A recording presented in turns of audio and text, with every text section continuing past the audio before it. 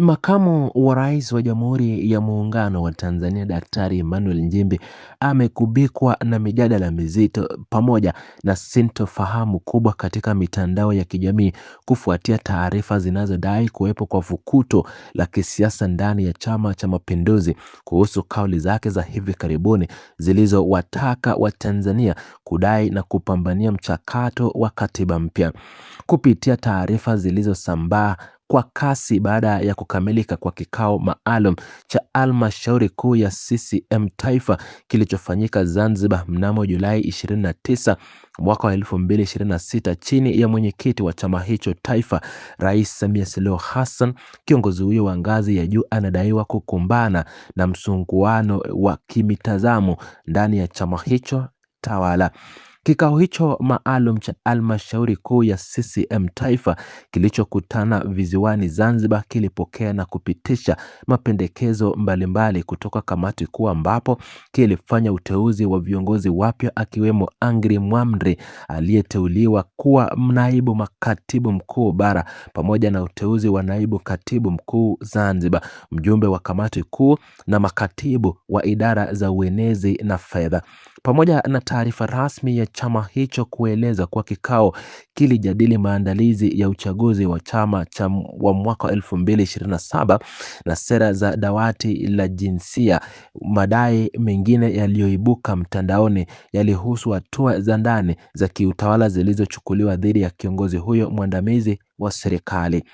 Mwanaharakati Maria Sarungi kupitia taarifa alizozichapisha kwenye mitandao yake ya kijamii alidai kuwa kikao hicho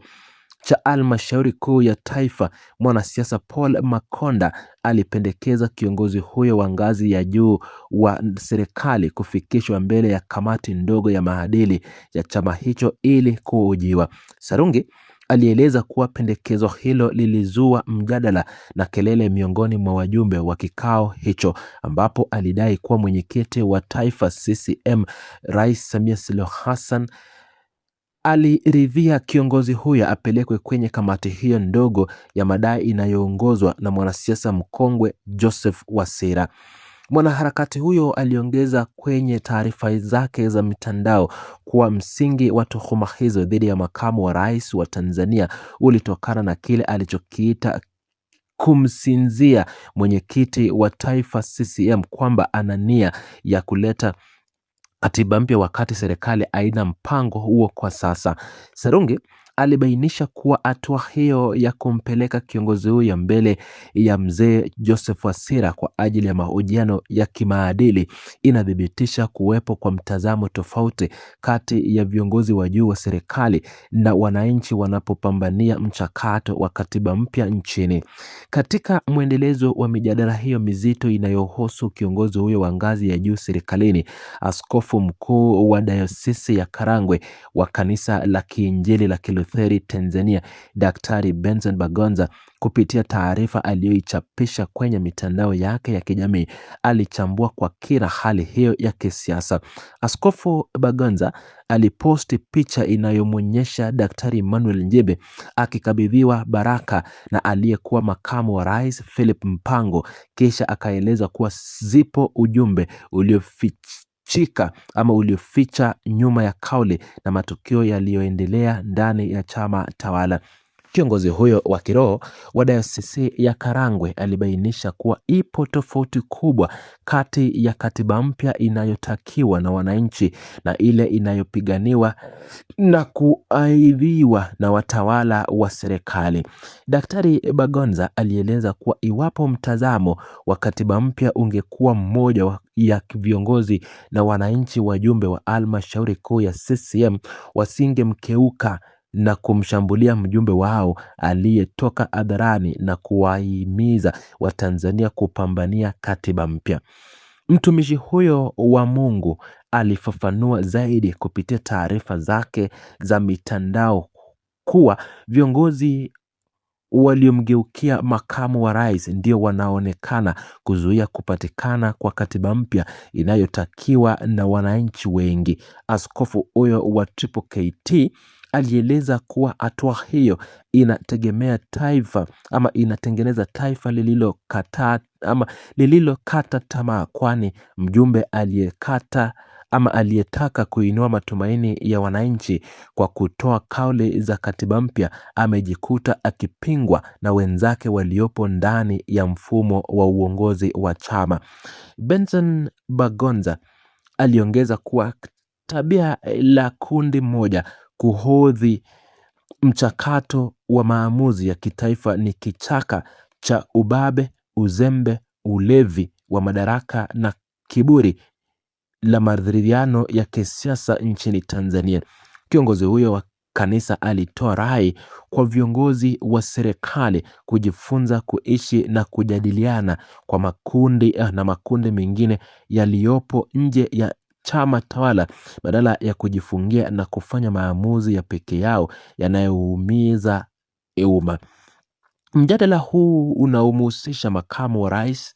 Daktari Emmanuel Nchimbi umeendelea kushika kasi katika majukwaa mbalimbali ya habari na mitandao ya kijamii, huku wananchi wakisubiri kwa hamu kauli rasmi kutoka kwa viongozi wa chama na serikali. Pamoja na wadai hayo yote kusambazwa na Maria Sarugi pamoja na Askofu Bagonza, uongozi wa Chama cha Mapinduzi kupitia idara yake ya uenezi hadi sasa haujatoa taarifa yeyote rasmi kuthibitisha au kukanusha kuwa kiongozi huyo amefikishwa mbele ya kamati ndogo ya maadili.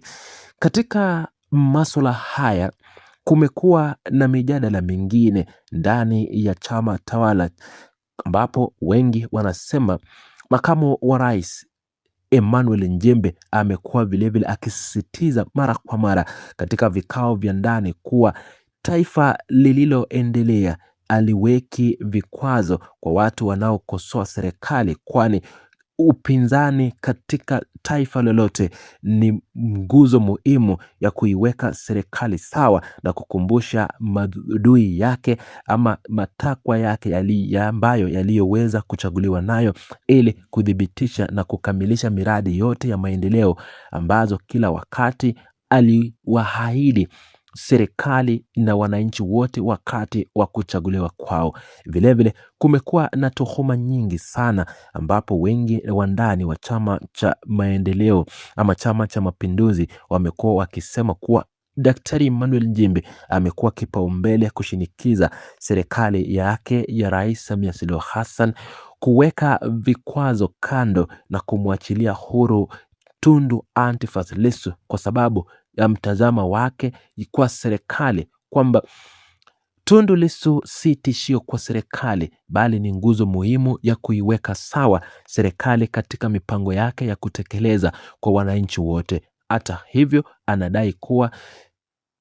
mwenyekiti wa Chadema Taifa Tundu Lissu ana makosa yoyote ya kisheria, bali makosa ya kumlimbikizia ya kisiasa yanapaswa kuangaziwa tena ili kurejesha amani na utulivu kwenye taifa la Tanzania na kuweza kuweka taswira mpya kwenye ramani ya dunia